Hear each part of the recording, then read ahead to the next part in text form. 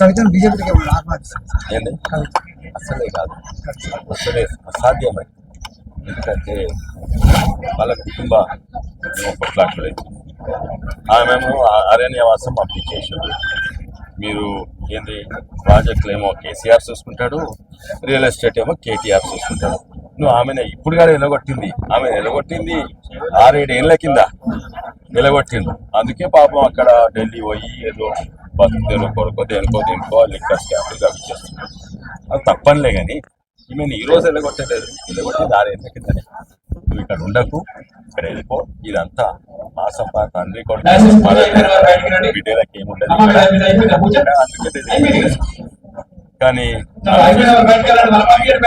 అంటే ఏ రాజకీయ నాయకులు అటువంటి చేయరు. బీజేపీలో అస్సలే వెళ్తాం ఉండొద్దు కూడా ఉండదు.